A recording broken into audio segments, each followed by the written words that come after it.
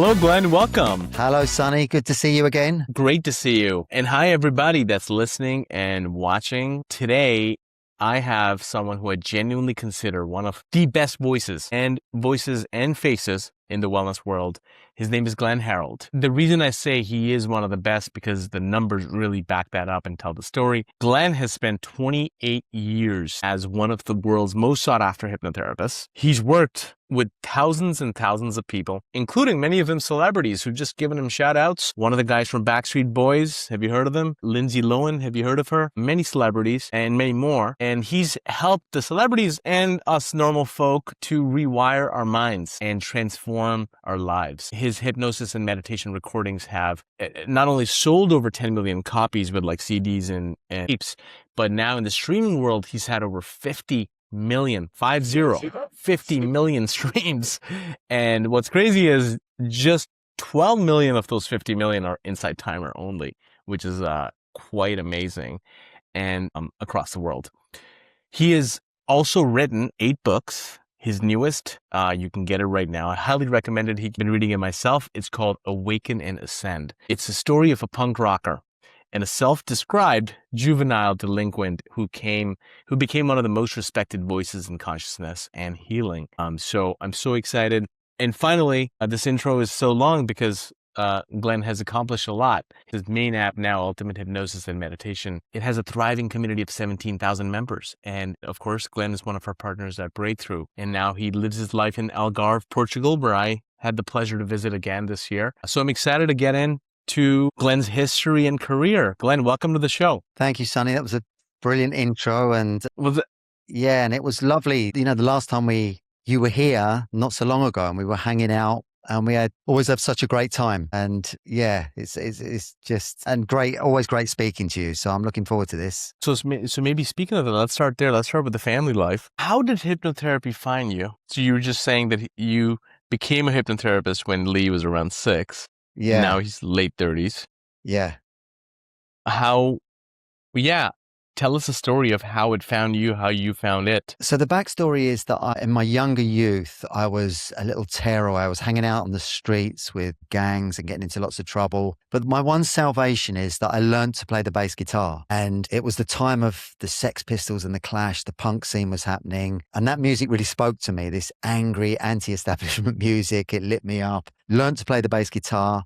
I was lucky enough to connect with a really great singer who had an amazing voice, and we won a national pop competition in the UK in 1983. We won 10 grand. We were on TV. We did loads of interviews and we got signed by a big record company, but it all came and went like Halley's Comet. I won't labor on this, but we had a little taste of fame and fortune, but we never took off like we should have done. We were kind of doing the sex and the drugs and rock and roll before we got famous. We should have waited until we got famous. So it all imploded. And then years later, I was on the cabaret circuit and I was playing guitar in a duo. And one night we shared the bill with the stage hypnotist, and I was watching him backstage manipulate the audience, getting people up to dance around like chickens and do outrageous things just from the click of his fingers. And in that moment, I saw the power of hypnosis, and I knew I wanted to learn everything I could about it.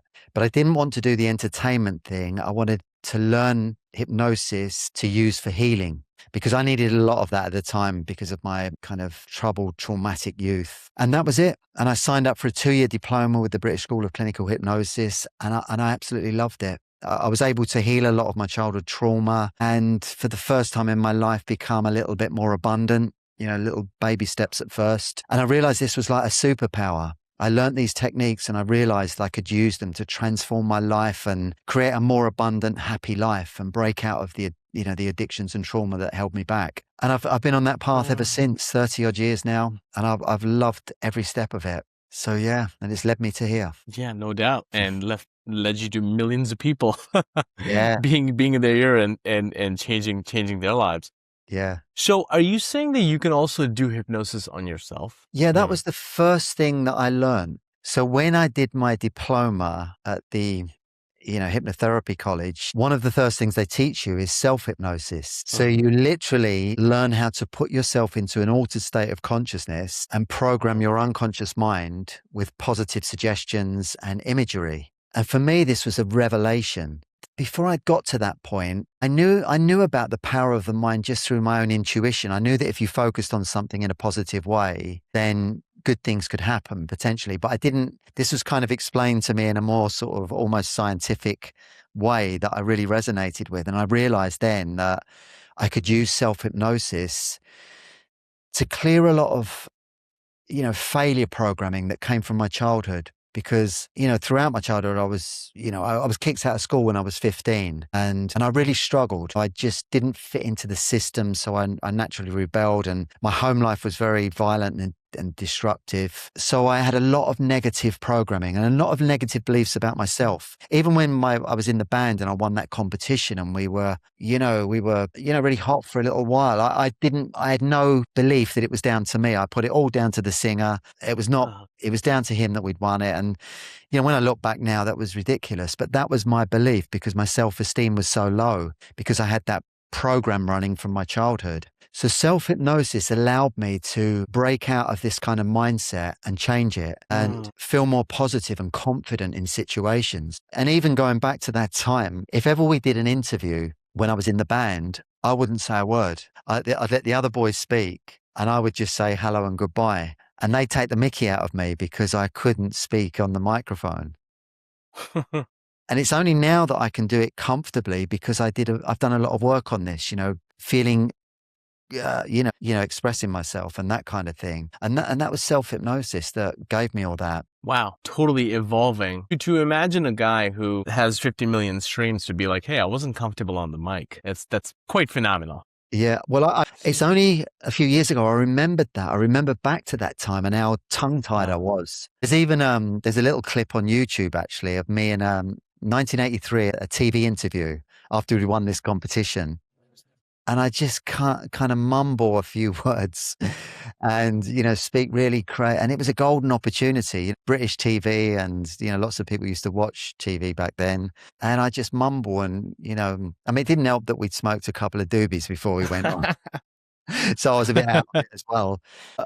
When I think it's almost like my life then is, it's like a past life almost because it's so different. And a lot of the kids I knocked about with at that time ended up, becoming criminals and spending a lot of time in prison. And Thank God I made some good choices. I learned to play the bass guitar and it took me off in a different direction. Yeah, that story itself resonates with me so much because I feel like I've read a lot about like people in prisons and people that go down a certain path because of making a couple of key decisions that turned out to be bad decisions in the eyes of society. And I think about it, I'm like, we've got that demon in all of us. And I was a couple of steps away from any of those decisions. And same here. Yeah.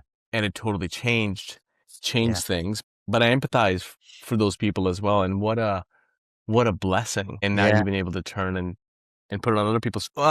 So I want to keep at that 28 years ago when you become a hypnotherapist. Talk to us, what was the path to starting to make money with this? So you're like, okay, clearly this is helping me. I've discovered this. I saw this guy. I'm on stage and I'm inspired by him. I'm going to learn hypnotherapy. What was the path to, okay, let me turn this into a living? So I think the blessing that I had at that time was I'd always struggled up to that point. I'd never had more than £1,000 in my bank account and life had been, just survival really, living in really, rough places in South London, cars always breaking down.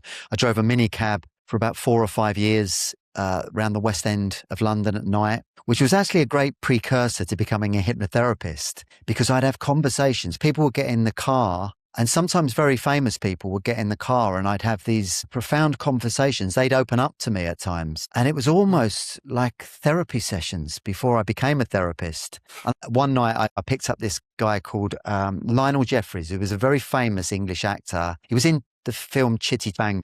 Yeah, for sure. He was the grandfather.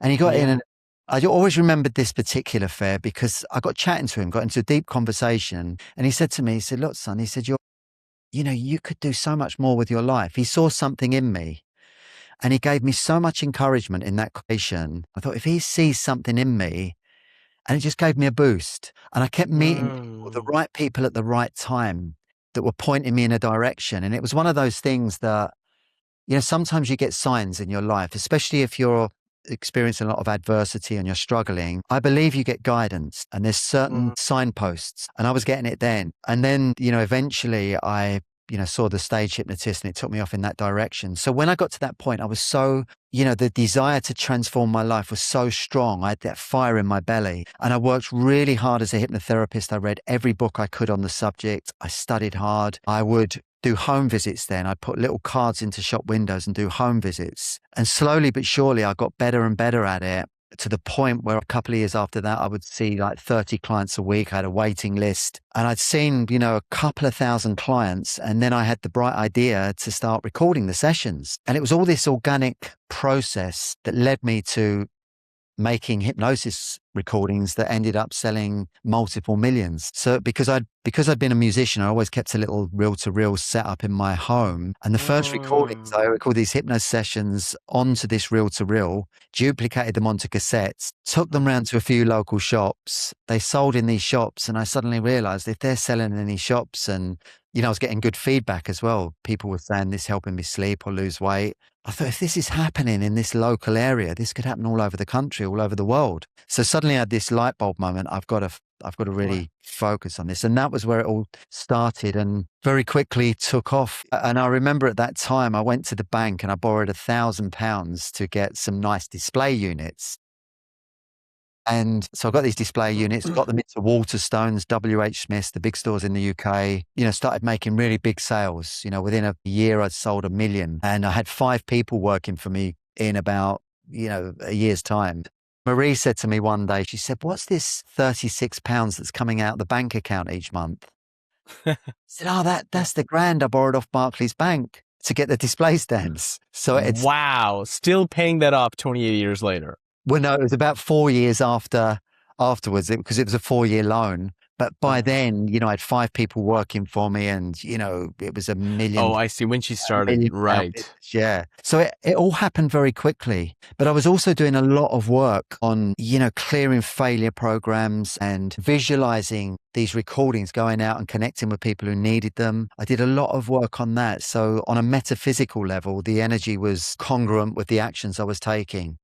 You decide to become a hypnotherapist. You start getting really curious about it. How do you get your first 4 or 5 clients? Like I'm talking about that period before you start recording and you get 4 or 5 clients. Because obviously, in this day and age, if somebody was doing that, they would just, I don't know, put an ad somewhere, right? Set up a website. Yeah. So back then, 28 years ago, yeah. How did you get the first few clients, like to actually practice on them, so to speak? So help them. I was quite resourceful with that. Initially when you come out of college, you've got this set of techniques and you work with friends and family, but they're sometimes they're the hardest people to hypnotize because they know me as Glenn. They know me warts and all. Whereas when you see a client and you're sitting in a nice office, had a little goatee beard because I thought that was a hypnotherapy look. I bought myself a nice suit, a nice briefcase, and I started doing home visits because I drove a really crappy old car then and I didn't want my clients to see my car. I wanted to present this image of success. So I would do home visits. I'd turn up in my suit, my little goatee beard, this nice briefcase, and I would hypnotize people in their lounges. Wow. And I always remember the first session, it was a couple that wanted to stop smoking. And I wanted to do them separately because everyone responds differently and you can tailor an induction for each individual. So I wanted to make sure I got it right for both of them. And the gentleman was the first one and I hypnotized him, did all my work, and I was still kind of working from scripts. And after 45 minutes, he came up and he said, I don't think it's worked. I was still very aware of what was going on. And he had a very scientific mind and he started asking me all these in-depth questions. I thought, oh, gee, this is going to be hard. But then I hypnotized his wife. She was the second one and she was what they call a somnambulist. So she went into a very deep trance very quickly.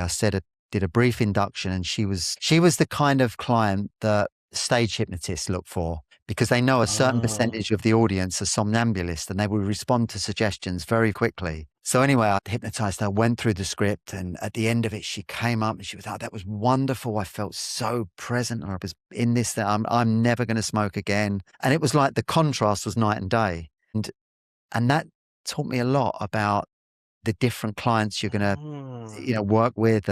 And I kind of just immersed myself in it from there on. And I worked from 3 different clinics at that time, all from, do little adverts. And if I went to a new location, I'd go to the local papers back then because the internet wasn't around. So I'd go to local papers and ask them to do editorials on me. And I always found that worked well because I do an editorial. There was one I did in a place called Sheerness. The lady was really skeptical about hypnosis, so she wouldn't look me in the eye. And she caught this picture of me staring at the screen, staring at the camera. And I had a goatee beard, my suit, and a set of books behind it. It was a really powerful piece. It said, "Hypnotist comes to Sheerness." And from that article, I was inundated with clients because the whole piece looked so powerful. And the thing about it was, because they'd seen this article, they thought I was this powerful hypnotherapist, when in reality, I'd only just come out of college and I was learning my craft.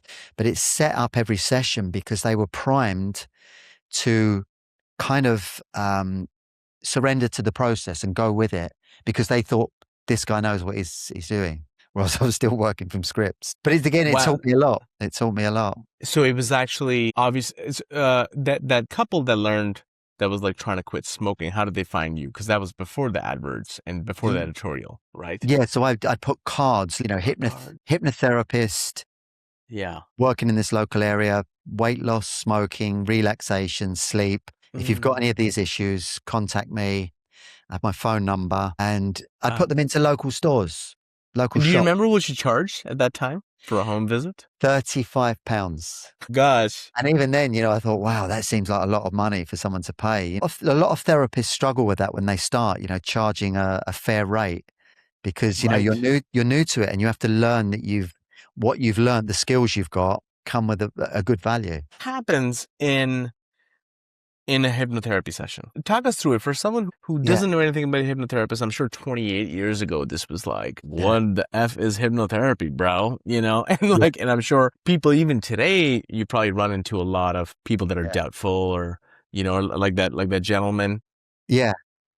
It's much less. Walk us through what happens during a session. You then guide the person into an induction. You use an induction to guide them into a very gentle, relaxed state. I'd use a very authoritarian method. If they were in the army or in the military of some kind and they were used to taking orders, I'd use a very authoritarian induction. So I'd tell them, I'd order them to go into a trance state. So for every client I had, I'd tailor the induction based on their worldview. And that was something, I was taught in my college and I took forward. And so I kind of developed this skill set and kind of got very intuitive over time. The more clients I saw, I get very intuitive where to go with them. What was their motivation? Why did they want to lose weight? What's their desire? And, it was fascinating, and I've spoken to Lee about this, who's my oldest son, who's now seen 5,000 clients and is at the very top of his game. Yeah. And he said to me, you get to a point where everyone that you see, you feel like you're going to solve their problems. You've got that belief because you've had that much success and you get very intuitive and you tune into people very quickly.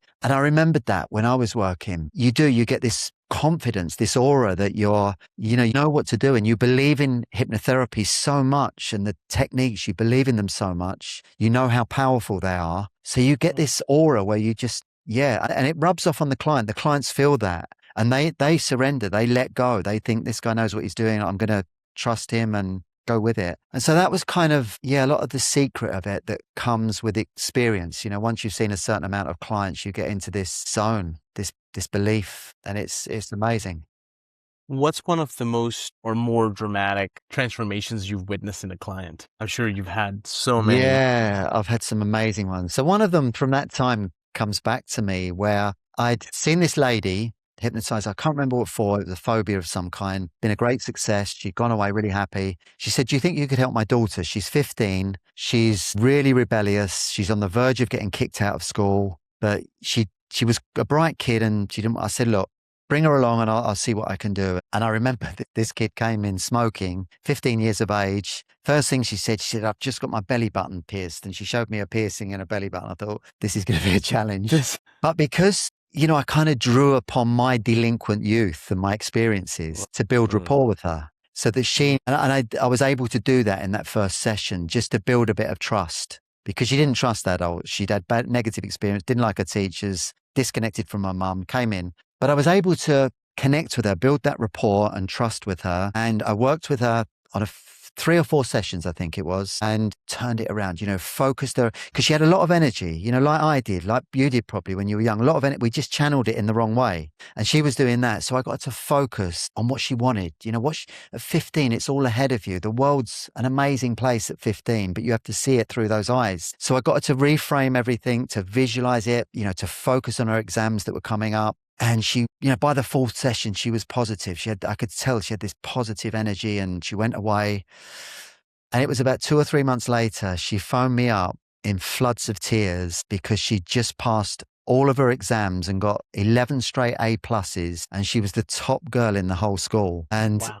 her mother came on the phone crying because, this was like, and they took me out for dinner. They took me to a restaurant. And Wow. yeah, it was beautiful, and I've had similar experience, a number of experience, one-to-ones, and it was, it just opens your heart up. When you have client sessions like that, you just feel, I couldn't be doing a better job. I just love what I do. I'm getting paid to help and heal people. And I still feel that to this day with the recordings. I still have that love and passion and respect for what I do as well. And you Yeah. totally put him on a completely different life trajectory. It's not like you just Yeah. fix their one pain point. You put them on a total life trajectory that's going to cause an impact on the rest of their family and friends. Yeah. That is, talk about putting a dent into the universe. That's Yeah. crazy. It really is. Done that thousands and millions of times over. It's such a beautiful thing. There was another story from around that time where I was delivering my cassettes into a chemist, and the guy behind he started asking me questions, and he was the leading chemist. And it was alien to him. He'd never come across hypnotherapy before. And he was quite a scientific guy, but he said, do you think you could help my wife? Because she's got a lot of problems. What was it? Agoraphobia. She wouldn't go out of the house for all kinds of phobias. Brought her along to my client session. He sat in on the session because she was so fearful. She didn't want to be alone with me. He sat there, and I regressed her back to the root cause of these problems. My intuition was telling me to go there. And she went back to being 8 years of age. And she had what's called a full regression. And that's where the person regresses back to 8 years of age and becomes the 8-year-old again, talks and acts like an 8-year-old. And it didn't happen often in my career, but that was one of the times. So this guy's sitting there, this scientific fella sitting there watching his wife talking and acting like an 8-year-old, and he's completely freaked out. I'm saying to him, it's okay, don't worry, everything's fine. Took her back to this time. She had this massive abreaction. All this stuff, this abuse she'd gone through came up and out, broke her heart, floods of tears. Amazing. It was so powerful and cathartic. And I brought her up and out of it. And she was, from that moment on, she was a different woman. All of this pain and trauma that she'd experienced as an 8-year-old was suddenly gone in that one session. It was incredibly powerful. And they went away. She came back a couple of weeks later and she said, I can't believe it. I can go out of my house for the first time in my life. I can hug my sons. I couldn't do that before. They were intimate again, which they'd never been. It was so transformative to the point where they went on to write a book about this session. They cycled from John O'Groats down to Lowndes End. And every single year after that, they used to come to my office in Borough Green with a Christmas cake and a card. Wow. And it was, thank you for changing my life, changing our lives. And it was the most beautiful experience that just from that one session, their lives had changed to that degree. And yeah, it was wonderful. So I want to ask you one more question about hypnotherapy, and then before we move on to business and other things. Yeah. It seems to me that someone comes in with an issue, especially when it's like what this woman had, or the previous people who wanted to stop smoking, or the kid that was a bad kid, and they come in where maybe there's stuck energy or there's something, and then they go, especially if it really works, it works, it fixes them, sounds like almost immediately. Do you give people a practice to take with them that they have to keep doing? Or let's say if a rubber band is really pulled back and then you slowly start to help them release it, but then it may get pulled back again, may get wound up again, right? So is it just a one-time done? I guess that wouldn't be a good business for you then. Yeah. Or maybe the best business in the world. Or is there some sort of practice where they have to keep coming back? What is that, I guess, ongoing practice with hypnotherapy as people are going through stuff and getting it resolved? Yeah, I would pretty much always teach them self-hypnosis. I would teach them how to put themselves into an altered state and to, either visualize what they wanted to attract into their lives or create, or, if they had a relationship issue, I'd get them to teach them how to visualize before any meeting with somebody.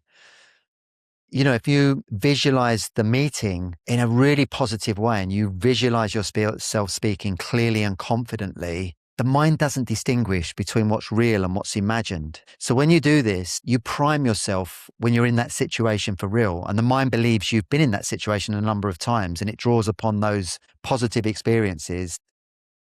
Let's jump ahead to the app business. Obviously, you have the Ultimate Hypnosis app. With Breakthrough, you have other apps that you've developed, with developers. Take me back to the first app that you launched, and let's go specifically. How did people hear about the app? Some people say that. I was standing in a cab driving rank one time. Yeah. And I was chatting to my mate, and this lady in front, she said, "I know your voice from somewhere." And I said, "Well, I don't know you." She said, "No, I know your voice. I've heard it before." I said, "Well, I make hypnosis recordings." And she said, "That's it. You stopped me smoking. I listened to your smoking." And she recognized my voice in a cab rank. Oh my goodness. A couple of times that has happened. But when I met you the first time too, when you and I are just hanging out, having lunch, you're the same guy. It's so amazing.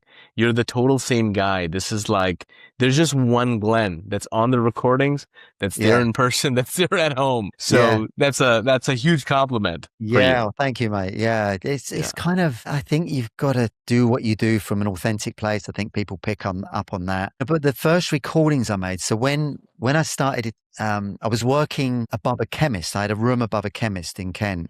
Because I've been a musician, I always kept a little recording set up, something very basic. And so I started recording sessions for confidence, lose weight, stop smoking, onto a reel-to-reel, and then I'd run them off onto a cassette, print the covers, make homemade display stands, and I put them into local chemists. I spoke to the boss of the chemist. He said, "Yeah." And within a short time, I was driving around to these chemists and replacing the cassettes. And I was making more money from that than I was from my hypnotherapy practice. Wow. And I suddenly realized, look, I've got to focus on this. So I just went all out. And I was very lucky at that time. This was the late 90s. Way before the venture capitalists got into it with Headspace and Calm and all these big apps. I just bowled into this market with a passion for making recordings and was very lucky. So there was a huge market waiting for me and not many people doing it. Certainly not in the UK at that time. Just made more and more. By the time I got on the App Store. I don't think I ever told you that. I've talked to literally 4 or 5 people who got on a call with Breakthrough thinking about making an app. They're like, "Oh yeah, I was inspired by Glenn Harrold." Yeah, I'm so old now and I've been around so long. That was often, I think one thing I'm proud of is I definitely helped to popularize it. Paul McKenna was big in the UK back in the day. Right. He had the TV profile, but my input was more hypnotherapy, and I helped to popularize it and put a lot of people through colleges. And, so I'm proud of that. The marketing side of things has never been a natural thing for me. I've kind of coasted along this journey with a lot of organic sales. Those 10 million sales I made were 99% organic, word of mouth sales. Amazing. And and usually that's the best way, because when it's word of mouth, you really trust what your friend says or family member says. That makes a lot of sense. Glenn, I know people listening to this, they're going to be like, "Hey, this dude kind of had it real easy. He first stumbled upon this thing and he saw some hypnosis magic show at a concert, and then he started doing his own thing, and then everything he touches to turns to gold, and it's just been an easy road for this guy." Yeah. The reality is, it's not always an easy road, and obviously you've told me many stories where it wasn't glorious. Yeah. A lot of entrepreneurs listen to our podcast, and that's really what it's meant for, who it's meant for. I would love for you to share, if you can, any time that was like a real hard time in the business where you're like, this nearly breaking me. And if there were no hard times, I will believe you and move on. Yeah. But talk to us about one hard time.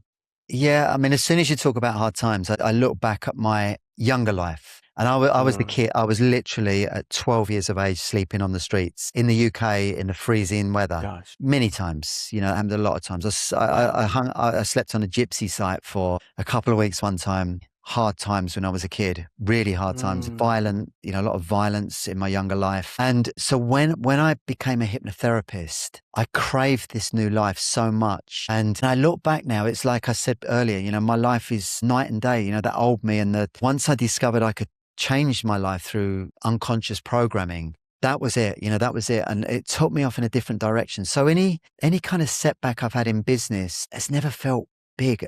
And I've always mm, been, you know, I was a massive believer in the law of attraction and probing, uh, you know, um, you know, creating this unconscious belief that I'm abundant and mm, prosperous to such a degree. You know, when I started that, you know, 30 odd years ago, when I discovered self hypnosis and the law of attraction, I'd read all these books on it and I would, you know, really utilize it. I would lay on my bed for an hour in an altered state of consciousness, visualizing my goals, visualizing, you know, driving an Aston Martin car, driving, I wanted to own £1 million house. I wanted to own mm, a villa in Florida. And I'd visualize all these things while I was living hand to mouth in a rough place because mm, I knew I could override my reality. The mind doesn't distinguish between what's real and what's imagined. So I knew that if I worked on this, I also read a lot of Stuart Wilde back then, who I loved. And he was all about, you know, put yourself in positions where even if you're broke and you're struggling, go to a fancy hotel and just order a tea, a little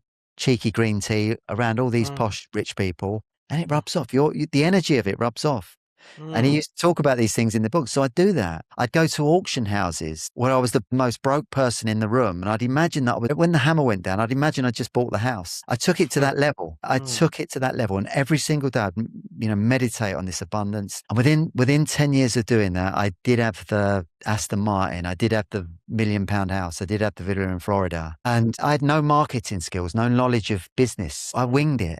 But I had this powerful unconscious belief system that I was always in the right place at the right time. And I was always going to meet the right people at the right time. And on a metaphysical level, that's exactly what was happening in the real world. And I was just aligned with this abundance frequency.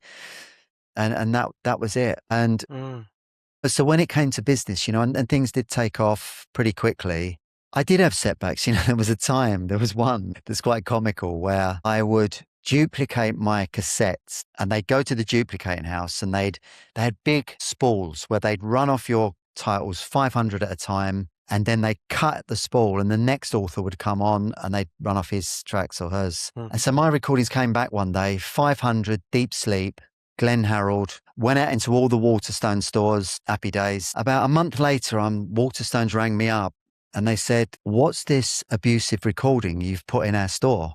Gosh. And I said, "What do you mean? It's helping people to go to sleep." They said, "No, you've been swearing on these recordings and we've got an elderly gentleman in the store who's been in tears because you swearing at him on the recording." Oh no. I'm thinking, oh my God, what's happened? So they sent it back to me. They'd put a guy called Roy Chubby Brown, who was, he's like the most working class blue comedian. I mean, he makes Billy Connolly sound like a vicar. It was the most foul. See, and I listened to it. The first Gosh. 10 seconds were like just this filthy language. And they'd gone on my recordings out into Waterstones. And Waterstones said Oh to my me, God. if one more of these turns up, we're going to remove all of your recordings from every store and we're going to blackball you. And I'm thinking, no fault of my own.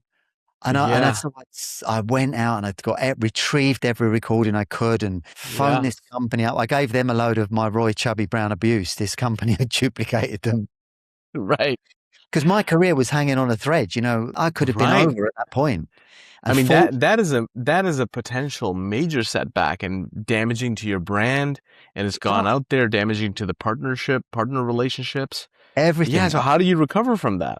I've written about this in my book because it is a funny story. I can laugh about it now, Yeah. all these years later, but at that Right. time, it was stress Yeah. overload. And I'm thinking, I could be Wow. done here. You know, everything could disappear in a heartbeat. One more Wow. recording. Fortunately, no more went out there. I recovered them all back and I recovered from that. But when that happened, there was a few other things, not as severe as that, happened to me at that time. And I honestly think that I still had conditioning within me that believed I didn't deserve this newfound success. There was something I was holding on to from my childhood, the imposter syndrome, things like that. I suffered with that. So anytime something like that happened, rather than playing the victim, it wasn't my fault, this company messed up, I'd do the work on myself to think, where's this come from? Why did that happen? And so I always approached it from that way. And I honestly believe, that helps you to heal on another level and to clear things that you're blindsided to. And so I did a lot of work on that kind of thing. Anything came up, any setback like that, I'd work on it from that angle.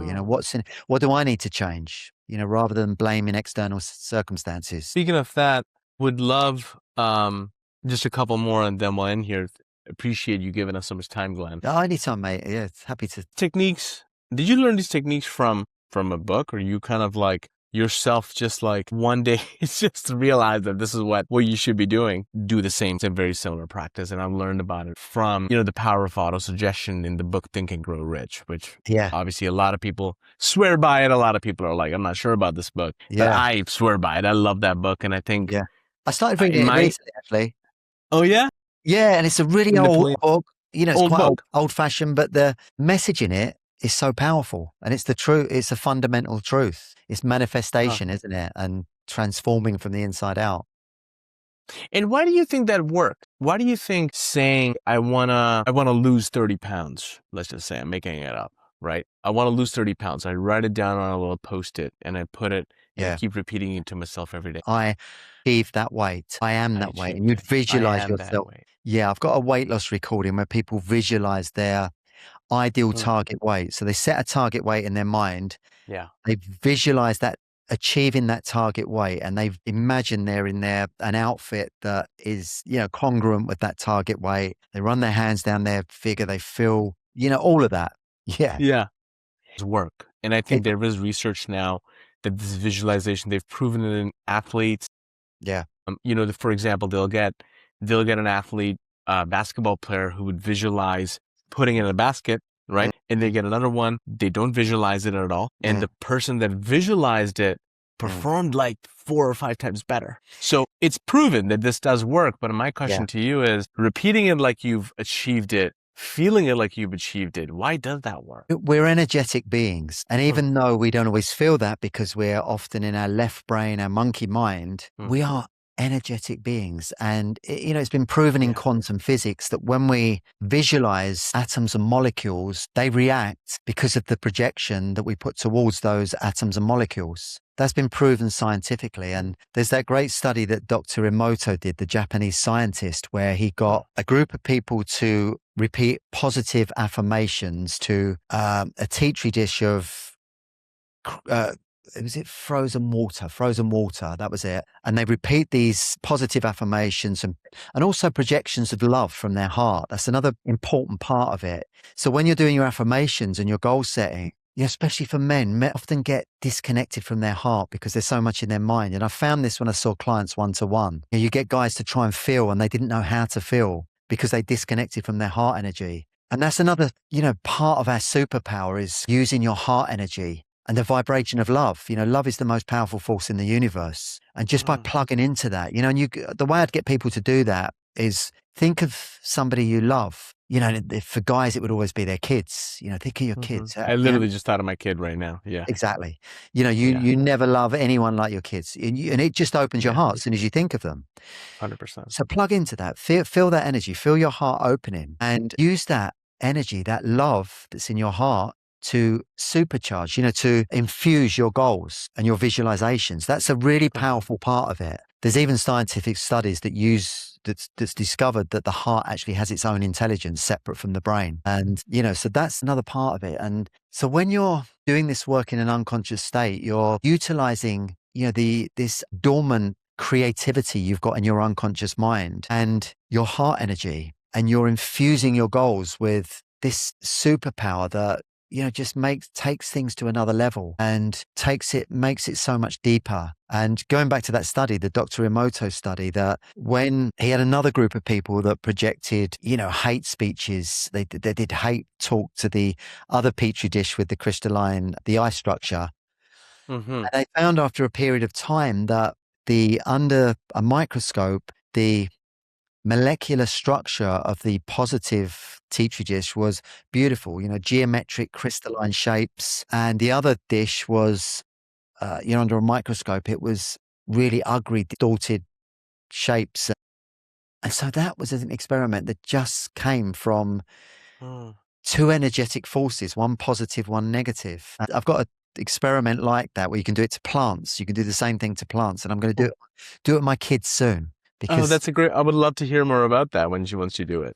Yeah. Teaching kids this stuff is huge, right from the single-digit age. The power of their words, the power of their projections, their energy. And I kind of always learned from that. Be very mindful of your thoughts. And, from time to time, we all get caught up in negative thought cycles. The monkey mind's ticking over. You're worried about something in business, or 100%. You wake up in the morning feeling heavy. You don't know where it's come from. Negative thoughts, fear. Once you really tap into this and you do it regularly, you find that you still have those periods where you have the negative thoughts come in, but they don't last very long. You're conscious and aware not to ruminate on them and not to go down that spiral with them. And so you snap out of them. You've got techniques where you don't allow that negative thought to build any energy and hold any energy, and you switch it, immediately. If I go and get into that anytime, I'll go meditate, even if it's 10 minutes, and visualize, focus on abundance and love. And, it just takes you out of it. And over time, you train your mind to do that. And it becomes something that is normal. It becomes very natural and normal to flip out of those states and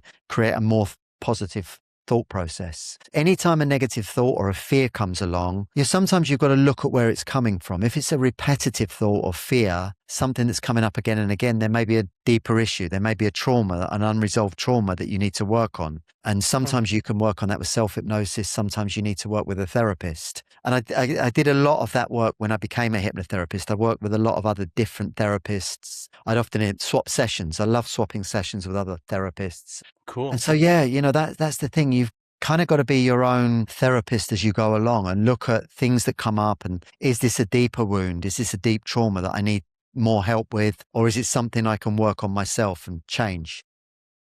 What's fascinating is hypnosis totally changed your life, and you're still using it. And you're still using it on yourself, helping millions of people. Yeah. It was phenomenal. And, I want to end just with the one more business question, just to kind of complete the story here. Yeah. We started about you were in a punk rock band, and got figured out, okay, hypnosis is an interesting thing. Let me go deeper on it. Started doing sessions one-on-one. Then moved to, okay, I should record this. I have the recording capabilities and skills. Started recording it. That started killing it. Little couple of setbacks, but kept on and upward, kept growing. Then saw the app world. Then you're like, all right, let's pop this into the app. And alongside that, you had many offers and contracts. You've written many books, and you're on obviously Insight Timer or Breathe, many other platforms, right? Yeah.